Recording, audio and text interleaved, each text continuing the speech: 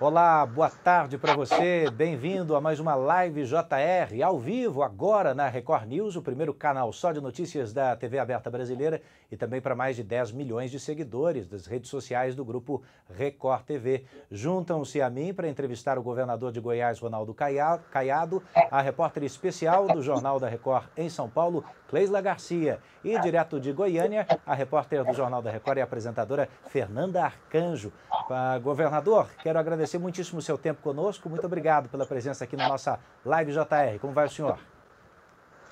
Boa tarde, muito obrigado, Eduardo, pelo espaço. Em segundo lugar, é uma honra enorme poder também ser entrevistado aí pela Cleisla Garcia, também pela Fernanda, lá do nosso querido estado de Goiás. Estou aqui à disposição. Só tem goiano por aqui, inclusive, governador. Eu sou a minoria, eu sou de Curitiba. Eu estou sabendo que o senhor está em Brasília, o senhor está na sede da Record TV em Brasília, porque tem agendas e compromissos aí no Distrito Federal. Daqui a pouco a gente fala disso. Minha primeira pergunta é sobre a pandemia de coronavírus. O seu estado, o estado de Goiás, mais tardiamente vem enfrentando uma parte mais aguda da doença e o senhor eu tenho visto, tem se esforçado para evitar o colapso do sistema de saúde do seu estado. A pergunta é objetiva. A que distância nós estamos de um efetivo colapso? Como é que está a ocupação de leitos de UTI no estado de Goiás?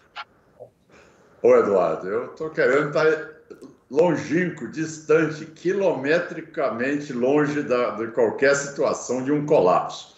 Até porque tive a oportunidade de ter sido o primeiro a implantar a quarentena e, como tal, para você ter uma ideia, eu fiz uma distribuição em todas as regiões, macro-regiões do estado de Goiás e não deixei que houvesse apenas a concentração que existia na cidade de Goiânia, Anápolis e Aparecida, mas criando uma estrutura de leitos de UTIs em várias regiões do estado e, com isso, podendo amortecer o processo.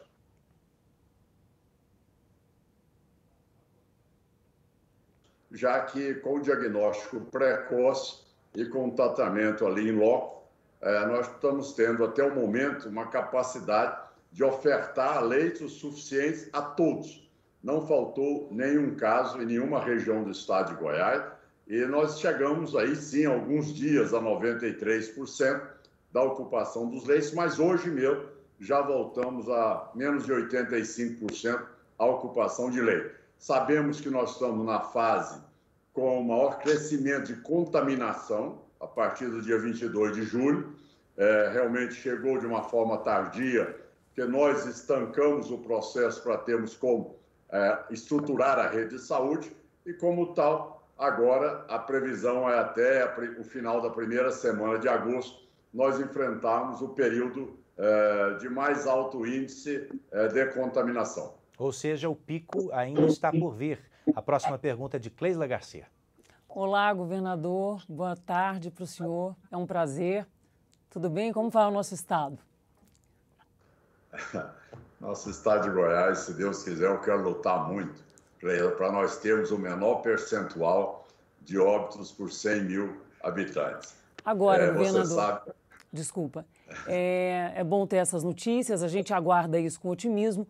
O senhor, como médico, né, sempre defendeu muito essa questão sanitária, questão da ciência, saiu de dentro do carro para falar diretamente com os goianos, mas a gente tem uma taxa de isolamento muito baixa. Eu até passei pelo Vaca Brava e vi o parque lotado. Por que os goianos não estão atendendo a esse chamado tão urgente quanto necessário, governador? Bom, primeiro, Cleisla, nós temos que entender que o coronavírus, eu como médico, tá certo? Nós nunca enfrentamos nada parecido. Então, não tem um prontuário, não tem uma maneira única de se tratar. Então, todos nós estamos nos adequando àquilo que outros países passaram e, como tal, com a experiência de outros, podemos ter aqui melhores resultados. É lógico que a quarentena, ela, desde os primórdios, toda e qualquer virose, você aplica a quarentena, entendeu? A época da poliomielite, quando não tinha vacina, você mandava as famílias para as propriedades rurais, para o interior.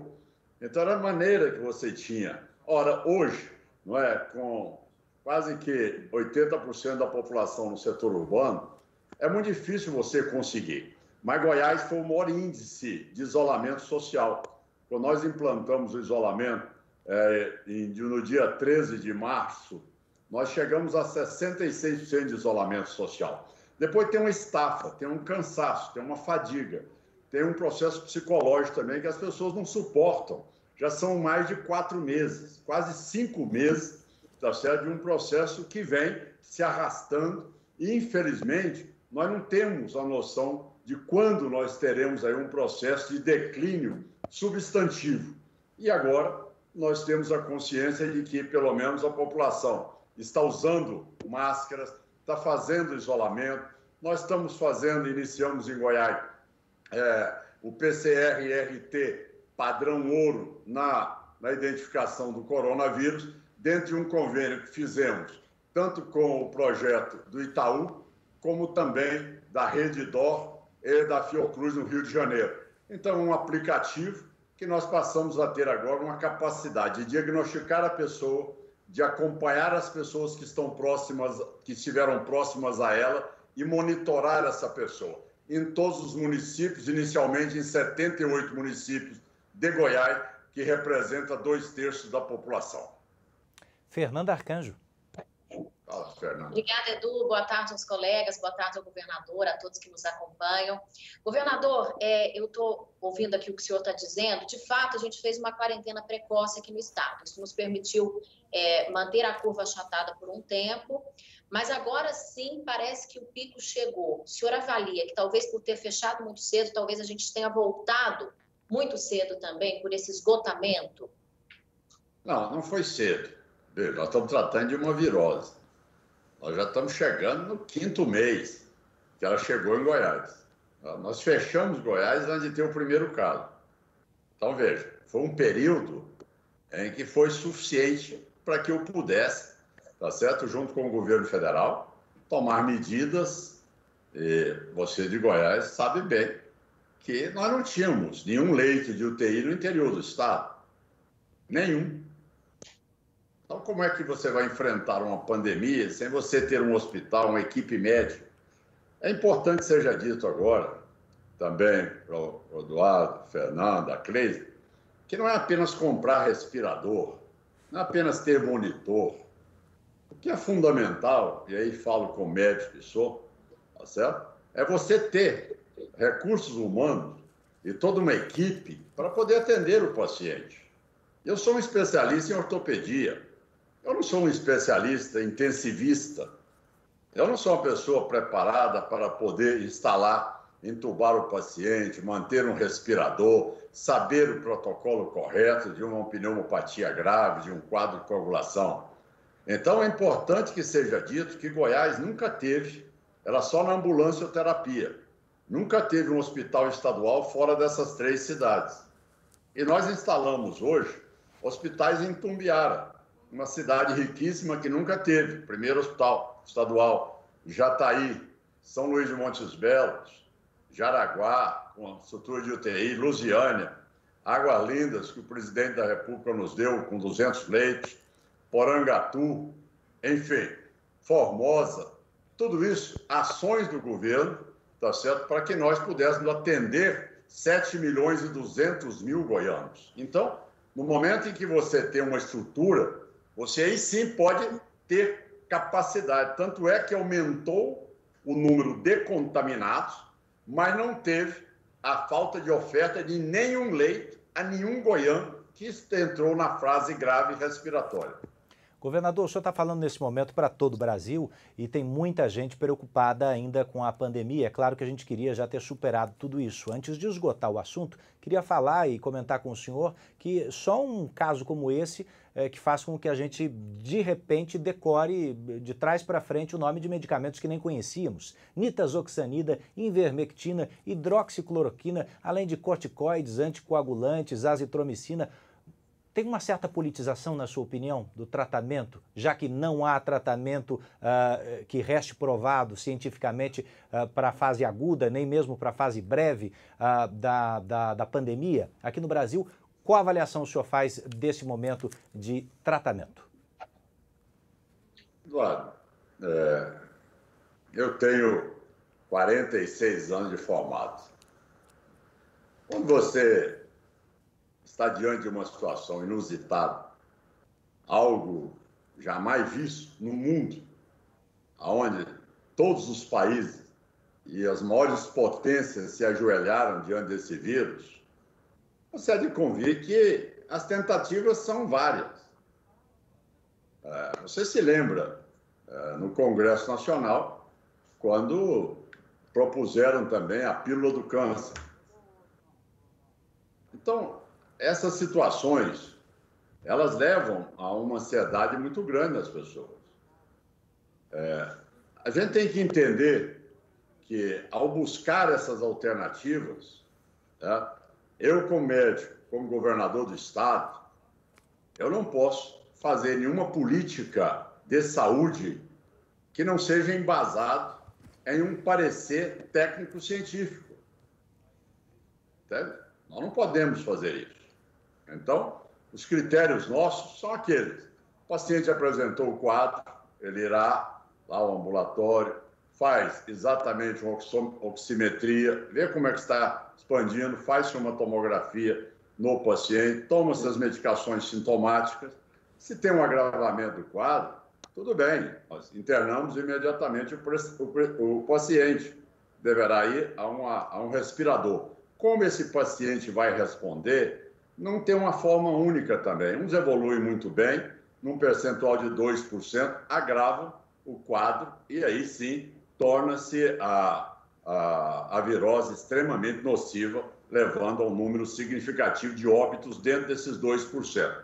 Então, neste momento, eu posso dizer a você com muita tranquilidade, nós não vamos dar conta de convencer ninguém, tá certo? Olha, não tome isso, ou tome aquilo. Isso, de repente, tomou conta do inconsciente popular. Olha, neste momento, o que eu, como governador, tenho que fazer é definir protocolo. Esse protocolo ele é bem claro no nosso estado. Então, nós vamos ver como é que está a saturação do paciente. Se o paciente precisa ser oxigenado, já vai para o leito de enfermaria. Faz-se uma tomografia. Nós vamos ver a extensão do comprometimento pulmonar. Aí nós entramos com alta dose de corticoide, sim. Também com anticoagulante, sim. A necessidade da intubação em vários casos para manter a expansão pulmonar. Em várias posições, manter o paciente em posição prona, ou seja, de barriga para baixo.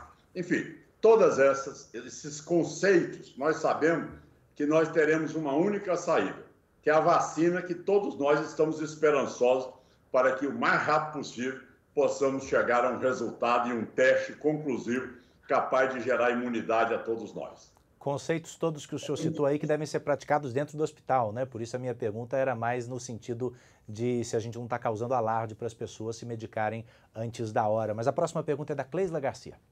Governador, a gente tem aprendido, né, muita coisa durante essa pandemia com o trem em movimento e tem se falado muito na questão do transporte, né, a importância da mobilidade urbana. E a capital, Goiânia, tem sofrido muito com essa briga interna do transporte entre o poder público, empresas privadas, e a gente sabe que isso é uma fonte de contágio poderosa. O povo goiano é trabalhador, briga para entrar no ônibus. O que pode ser feito, governador, não para períodos pandêmicos, mas para que a cidade possa conversar melhor com essa questão da mobilidade urbana? O que o senhor está pensando sobre isso?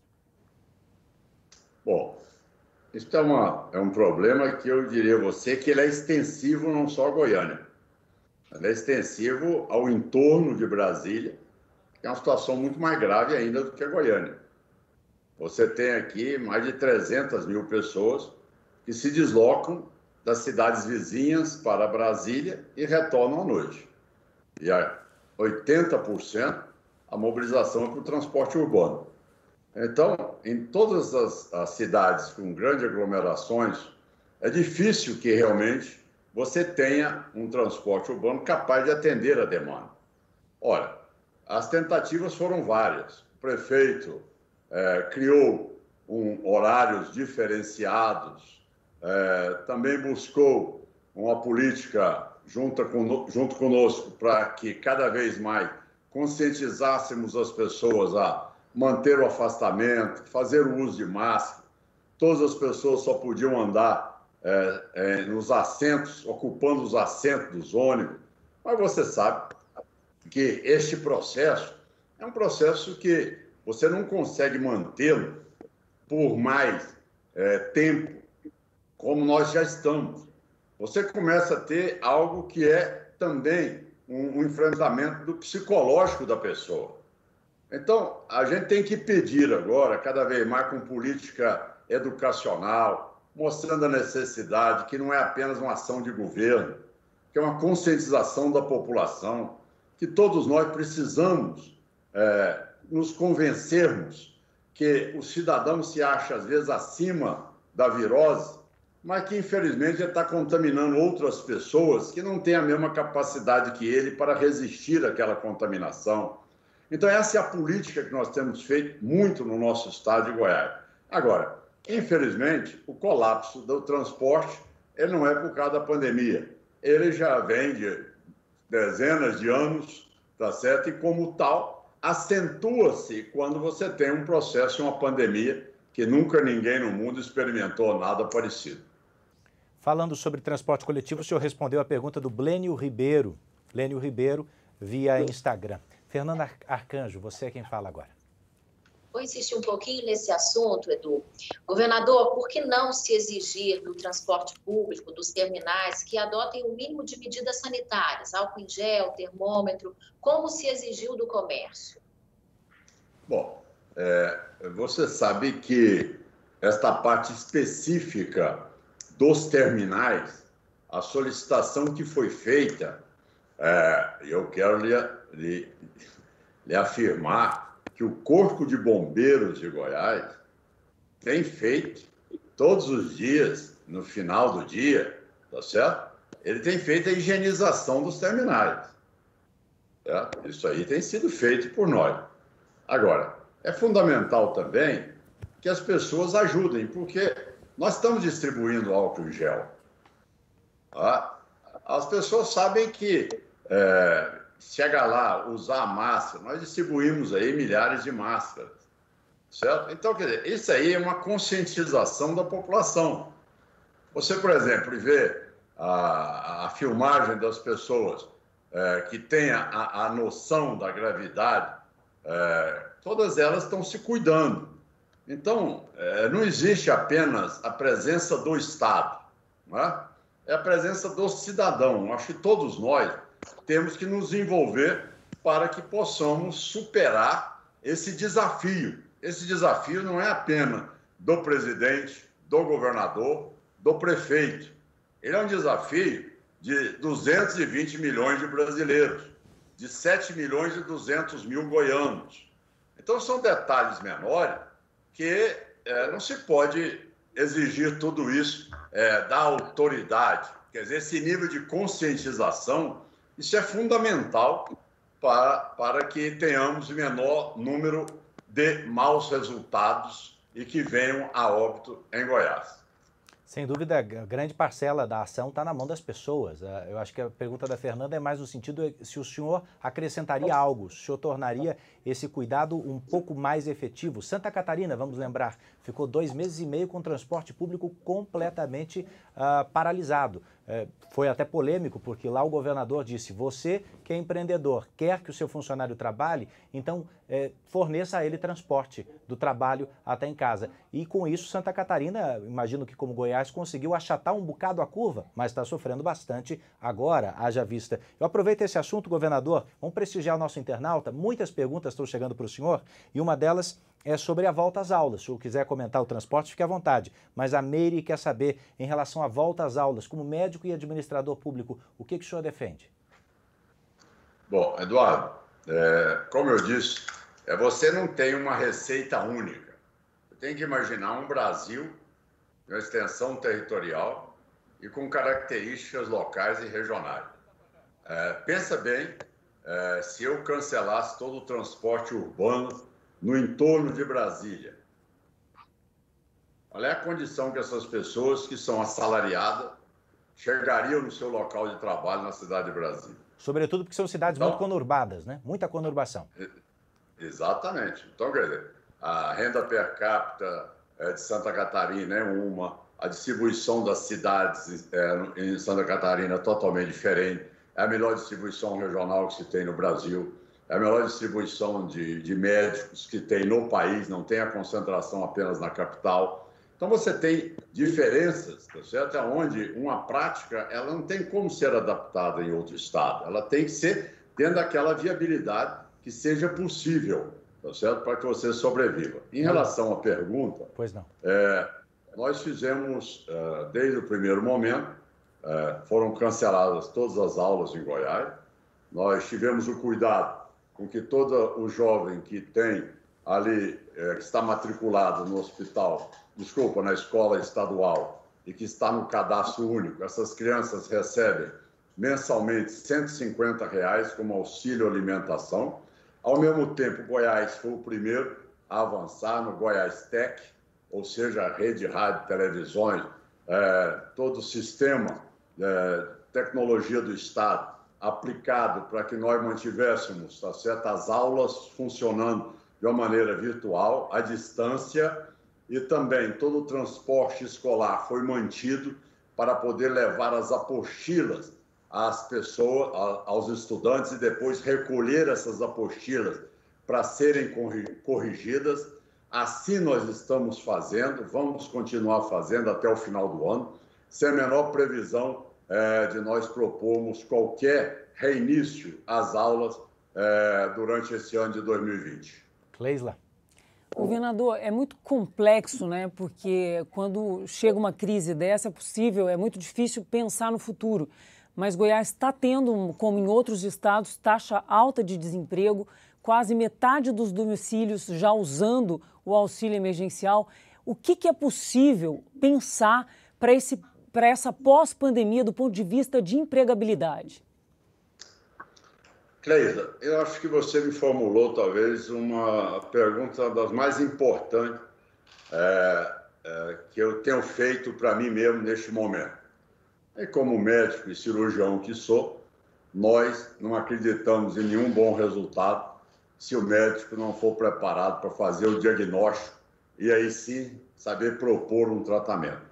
Eu vejo que o primeiro desafio, nós estamos chegando numa fase onde, lógico, isso não é uma verdade, mas que eu penso que nós vamos chegar nesse pico nesses próximos dias, a partir daí vamos para um processo de estabilização e espero que possamos chegar no final de agosto, setembro, já com um quadro bem mais aliviado e com capacidade de ter muito mais mobilidade do que nós temos hoje, convivência entre as pessoas. Agora, o que você coloca é o segundo grande desafio. Este sim. Ou seja, neste momento, eu ao ser eleito, o meu programa de governo nada tinha a ver com o problema da pandemia. Ninguém imaginava isso. Eu tinha a ver com o problema fiscal de Goiás. Peguei um estado totalmente colapsado, assaltado, inviabilizado, sem crédito nenhum junto ao Tesouro Nacional. Regularizando um pouco a economia do estado, o quadro fiscal, vamos para uma pandemia. Com essa pandemia, nós temos que resistir ao máximo e resgatar cada vez mais ao cidadão em ter a oportunidade de se salvar dela e resgatando vidas como sendo um compromisso primeiro que eu tenho. Lógico que agora nós readequamos totalmente o Estado. Chama-se Secretaria da Retomada. Eu retirei várias gerências e superintendências que estavam sobrepostas em outras secretarias. Criamos, foi aprovada hoje em segunda votação, tá certo? A Secretaria da Retomada na Assembleia Legislativa, e é nessa vertente que você coloca. Nós enfrentaremos aí o maior desafio, em total parceria com todas as entidades de classe, como também com todo o setor produtivo, buscando mecanismos para respondermos a essas pessoas e darmos ao cidadão a perspectiva amanhã de poder pilotar e comandar as suas vidas. Eu acho que isso é que é o ponto mais importante. Uma política social de distribuição de cestas básicas, 280 mil cestas básicas, agora mais 220 mil neste momento, e buscando, agora mesmo estava no Banco do Brasil, com o presidente do Banco do Brasil, discutindo esse tema, ou seja, a necessidade de nós buscarmos uma saída para pequenos, microempreendedores, empresários, médio produtores, médio empresários, para que eles tenham pelo menos um repasse financeiro com crédito subsidiado e com juros subsidiados e um processo mais alongado, para que ele sobreviva como capital de giro e para cá com os compromissos com seus funcionários. Esse é o grande desafio, concordo com você, e Goiás já está preparado com a estrutura de governo voltada para esse segundo grande problema, como sequela da pandemia, o desemprego e o comprometimento também da arrecadação do Estado e da renda per capita de cada cidadão. Governador, portanto, confirmando para você, ao vivo aqui na live, você pode mandar perguntas para ele pela rede social utilizando a hashtag LiveJR. O governador confirmou a criação da Secretaria da Retomada. Fernanda Arcanjo, você. Vamos continuar falando de remédio para a economia. Governador, eu até vi uma charge muito interessante do colega Jorge Braga, talvez o senhor tenha visto também, um precipício bem alto, lá em cima o banco, e lá embaixo o microempresário. Ele, por mais que ele se estique, ele não consegue alcançar o banco.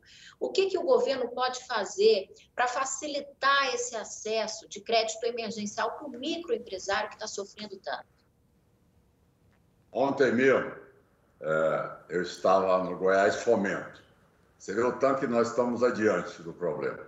O Goiás Fomento hoje, ele já implanta o microcrédito. A capilaridade dessa instituição do governo do Estado faz poder chegar aos municípios, lógico, com capacidade limitada. Você viu, mesmo os motoristas de vans, por exemplo, nós fizemos um crédito de R$ 9.000 para eles em 3 parcelas de 3.000 mais cestas básicas. E nós estamos atendendo a parte dos garçons, como outros setores também, que estão comprometidos no dia a dia, microempresários que precisam. O que o Goiás Fomento faz? O que eu estava discutindo com o presidente do Banco do Brasil neste momento? É a necessidade de nós diminuirmos essas exigências, mesmo sabedores que amanhã, tá certo? O cidadão tem uma dificuldade e poderá ficar até inadimplente com o Goiás Fomento, ou com o Banco do Brasil, ou com a Caixa Econômica. Mas ontem o convênio foi feito com a Caixa Econômica, tá certo? De um crédito para poder ser repassado num valor máximo de até R$ 20.000.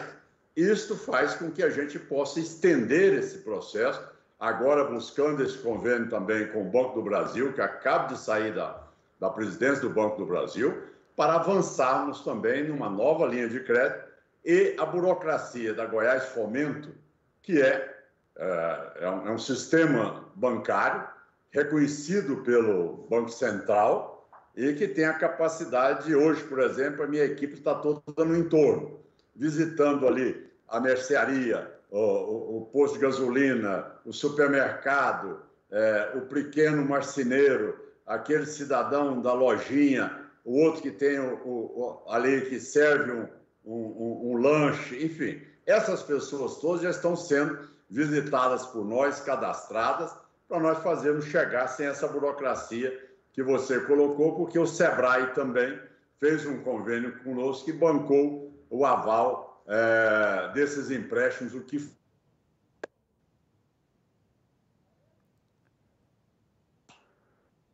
paralisou um pouquinho a internet do governador, mas a gente conseguiu entender aqui o raciocínio. Fernanda, agora é cobrar para revisitar a sua charge, né? Para ver se o pessoal vai conseguir alcançar o banco aí a partir das explicações do governador, não é isso? Estava longe, viu, Edu? Estava longe. Não, essa é uma reclamação nacional e com reconhecimento, o próprio ministro da Economia, o ministro Guedes, falou que era um calcanhar de Aquiles, né? Fornecer dinheiro, colocar o dinheiro ao alcance, o crédito ao alcance de quem mais está precisando. No Paraná, tem empreendedor acorrentado à agência da Caixa Econômica Federal, fazendo greve de fome porque não consegue dinheiro. Está chegando muita pergunta, governador. Vamos prestigiar aqui o Matheus Pereira, via Facebook, perguntando: e concurso público, nesse contexto? O senhor vai chamar o concurso para a segurança pública? Matheus, você sabe que eu estou precisado mais do que nunca, já que eu tenho um déficit significativo de delegados no estado de Goiás. Com a lei aprovada pelo Congresso Nacional, que deu a nós um repasse de uma parcela de uma verba federal, que seria mais ou menos no intuito de repor o mínimo da nossa perda do FPE e também da nossa perda do ICMS nos estados, nós estamos sobre uma legislação, Eduardo, Matheus, que nos impede toda e qualquer nomeação neste momento. E o que nós tivemos que fazer foi a prorrogação do prazo de um concurso realmente que está validado, que eles têm direito à vaga dele, e que tão logo eu possa sair desse quadro fiscal, imediatamente eu os convocarei. Cleisla Garcia. Governador, por bem ou por mal, o mundo começou a olhar para a agricultura e a gente começou a ver os números do PIB, né? O Brasil aí com 21% do PIB representado pelo agronegócio, que gera em serviços e bens um total de mais de 1 trilhão. Com relação ao agronegócio, falando de Goiás, que é um estado forte nisso, esse pode ser o início, o degrau para a saída desse grande buraco onde a gente se colocou em boa parte dos estados? Cleide, parece que eu estava vaticinando tudo isso em 1986, quando tentavam lá estatizar as terras no Brasil numa constituinte extremamente socializante e que tive a coragem de enfrentar aquela época o grande debate nacional e que, graças a Deus, garantimos o direito de propriedade ao setor rural, lógico, cumprindo a sua função social. E me lembro bem que hoje, falar da agropecuária, tá certo? É um setor respeitado e de bom tom. Mas quando eu iniciei essa luta de defesa do setor rural, em 1986, me lembro bem, tá certo? Tinha um preconceito enorme ao produtor. O Brasil, naquela época, era grande importador da maioria das commodities, como também dos produtos. Uma safra pouco significante, em torno de 60 milhões de toneladas de grãos. Eu nunca tive dúvida em relação ao potencial nosso, e hoje nós somos aí um país com mais de 242 milhões de toneladas de grãos. Nós somos o segundo maior país em produção de proteínas, e nós temos um potencial de ampliar isso mais ainda, sem comprometer em nada o meio ambiente, apenas recuperando terras degradadas que aí estão. O potencial do Brasil é o maior que tem no mundo, com a tecnologia que tem, o máximo de tecnologia.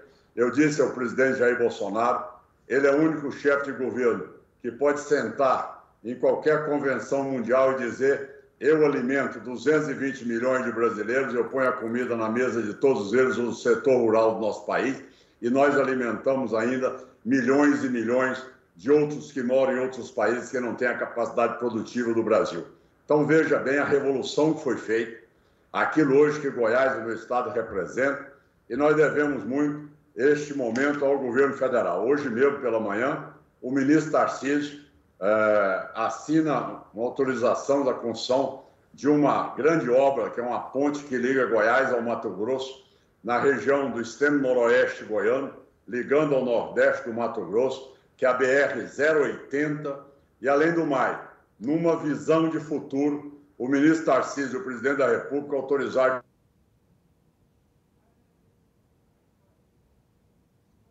a ferrovia da integração do Centro-Oeste, isso levando o norte do estado e o Vale do Araguaia a esse potencial enorme, resgatando a infraestrutura que nós não tínhamos. Goiás, Centro-Oeste, cada vez mais vai sustentar o país e vai sustentar o mundo, e hoje é um país que pode dizer: o Brasil garante a sua segurança alimentar aos brasileiros com a cesta básica. Hoje, em que o valor de uma cesta básica é quase 1/10 daquilo que ele recebe como salário, e, no entanto, aquilo custava, há 20 anos atrás, mais da metade do que ele recebia. E o Brasil é o grande exportador hoje, e o mundo inteiro dependendo também da nossa produção de commodities e de proteínas aqui. Fernanda Arcanjo, a última pergunta é sua. Governador, temos 4 minutos para encerrar. Só vou pedir a ajuda da Fernanda e do governador, que tem perguntas sobre volta à visita dos presos, sobretudo no presídio estadual de Anápolis. Daqui a pouco não me deixa sem essa resposta, governador. Pode falar, Fernanda.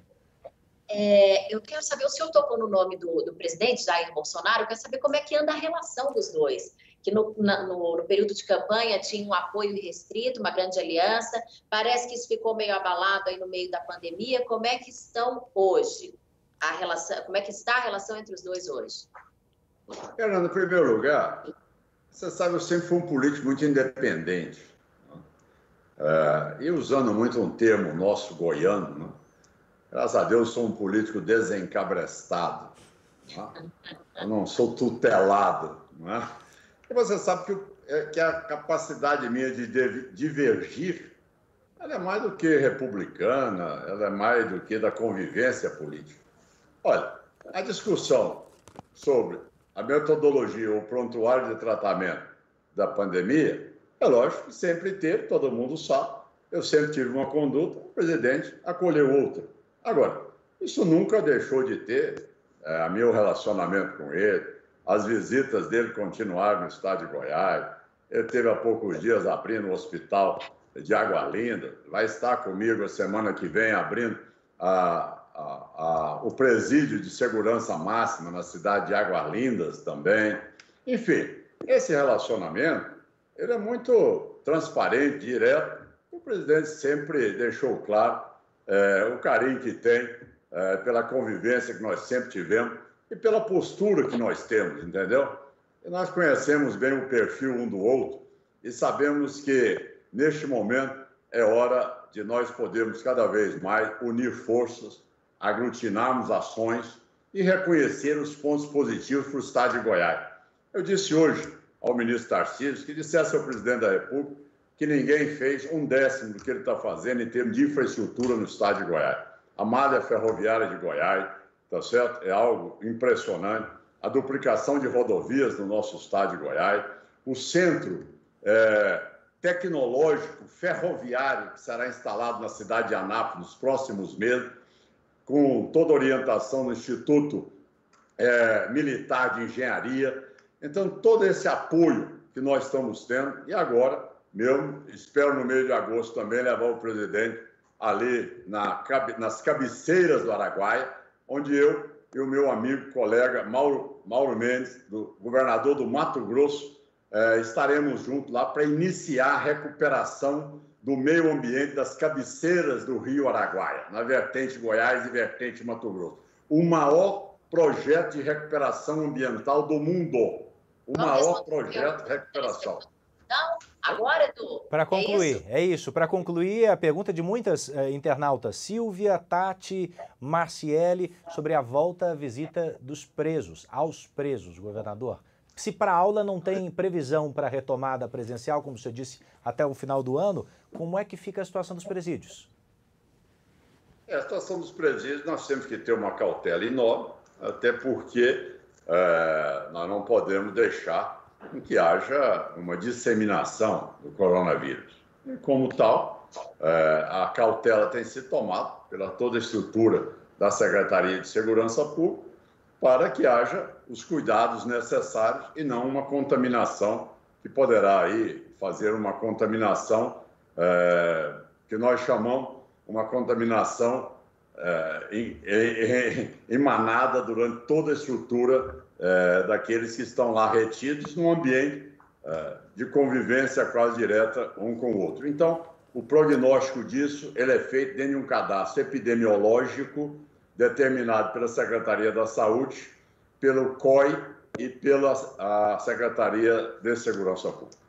Cleisla Garcia, obrigado pela participação. Goiana, Cleisla Garcia. Goiana, Fernanda Arcanjo, muito obrigado. Prazer ter você conosco na Live JR. Governador, nós que agradecemos, Fer, Cleisla. Governador, esperamos vê-lo numa outra oportunidade e com mais novidades aí também do Distrito Federal ou do seu estado, Goiás. Obrigado.